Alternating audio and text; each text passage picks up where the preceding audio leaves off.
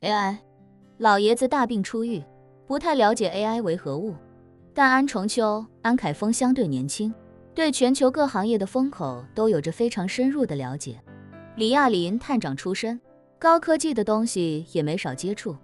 AI 这种东西，他自己也有所了解。当他们听说叶晨准备用 AI 技术来筛选破青会死士驻地的时候，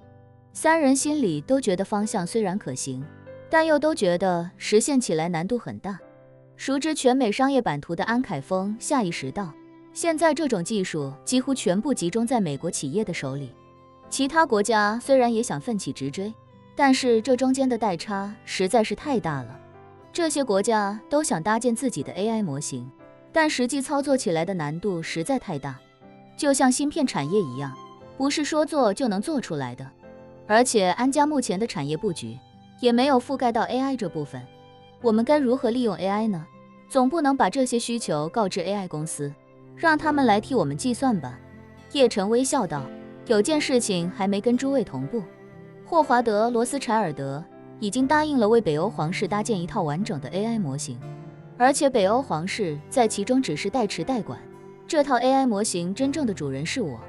我会告知海伦娜，让他敦促罗斯柴尔德家族尽快把 AI 模型搭建起来，一旦搭建调试完毕，就可以训练他为我做事了。到时候我会让他把所有的算力全部集中到这件事情上来。李亚林眼神中已经满是兴奋之色，他忍不住道，叶先生，等这套 AI 模型搭建完成之后，请您帮我开一个权限，我来试着训练他进行全球范围内的筛查工作。没问题，叶晨毫不犹豫地答应下来，道，回到金陵之后，我就让人在香榭丽温泉的半山别墅清出一套空房来，在那里搭建一个工作站，北欧那套 AI 模型的控制权就落到这个工作站上，李探长可以在那里完成这项工作。太好了，李亚林大喜过望，开口道，叶先生要是能从万隆店筛选一些计算机工程师，就再好不过了。这么庞大的 AI 模型，我一个人恐怕操作不过来，要是万隆店能有一批专业人才和我一起熟悉，大家相互磨合，说不定将来还能给万隆店培养出一个既懂 AI 又懂刑侦的专业团队。叶晨听了不禁笑出声来，主动与李亚林握手说道，李探长说的正是我心头所想，这套 AI 模型将来就是打算让万隆店来负责运营和训练，用这套最顶尖的 AI 模型，再结合万隆店正在研发的通讯卫星以及加密通讯技术，将来一定能够有大用处。安凯峰激动不已地说道，太好了，这都不是瞌睡了，有人送枕头，这是瞌睡了，有人拱手送上一整个5星级酒店啊。说罢，他不禁感慨，晨儿，你这趟美国去的可真是太值了，整个罗斯柴尔德家族都被你给拿捏住了。谁能想到，叱咤欧美甚至全球上百年的罗斯柴尔德家族，在你面前竟然会如此被动。叶晨笑道，这就是私欲使然，即便是罗斯柴尔德家族，也无法避免每个人的私欲不同，更何况罗斯柴尔德家族现在已经失去了四方保障，按照常理来说，他们的运势本来就该往下走了，逐渐变得被动，这一点也是自然规律。好好好，安启山难掩激动的连声道好，随即看向叶晨，开口道，晨儿，外公非常赞同你现在的思路，不要太早去跟破青会那个英主还有他们的什么长老面对面，好好利用自己在暗处的优势，先消灭对方的有生力量，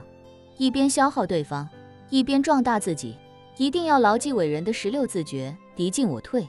敌驻我扰，敌疲我打，敌退我追。一旦胜利的天平开始倾向自己的时候，就可以甩开膀子跟他们决战了。到时候安家一定会倾尽所有财力人力，帮你打赢这场仗。说罢，安启山又摇摇头，坚定不移地说，不是帮你，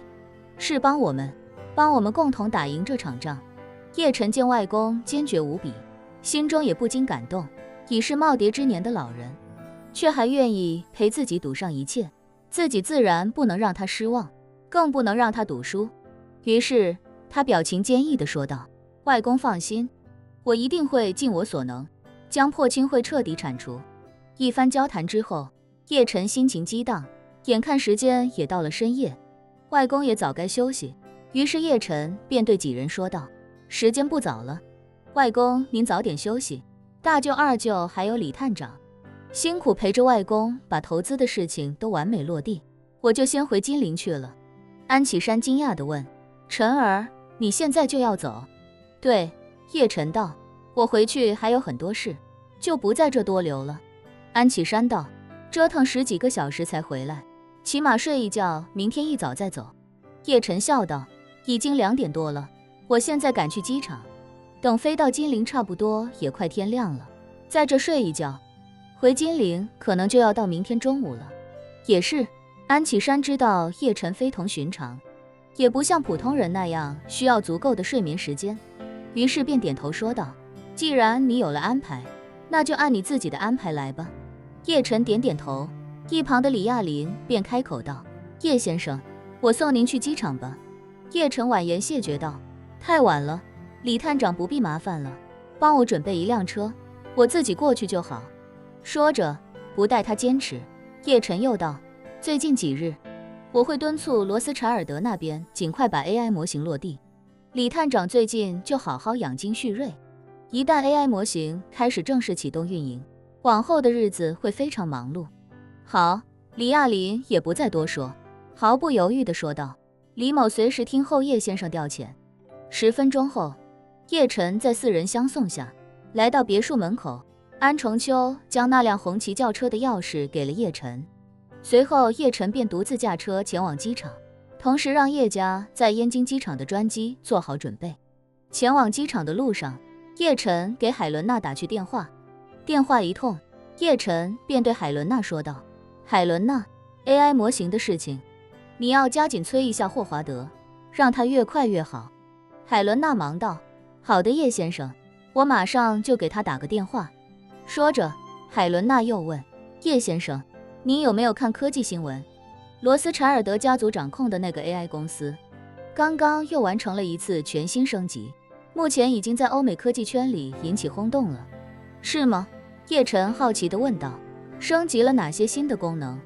海伦娜道：“我看了一下，升级的重磅新功能是视频生成，现在他们开放给企业用户的算力，已经支持通过指定的文本，生成一段60秒左右的 AI 视频。视频效果虽然还没到以假乱真的地步，但相比很多耗费巨资用虚拟引擎 3D 建模的动画效果来说，还要强出一大截，非常强大。”叶晨忽然想到前2天自己在美国时，林婉儿才刚跟自己说过的话。当时这套 AI 模型还没有官宣升级，但林婉儿对这套 AI 模型不吝赞美，而且还预测过这套 AI 模型未来的进阶功能一定是图片和视频，甚至林婉儿还预测未来只要给他一个剧本，他就能直接生成影片。这才刚过几天，就一语成谶了。想到这里，叶晨连忙问：“既然他已经有了通过文本生成视频的功能，为什么只能生成1分钟的视频呢？按理说，已经实现了从无到有的跨越，时长哪怕拉长到1小时，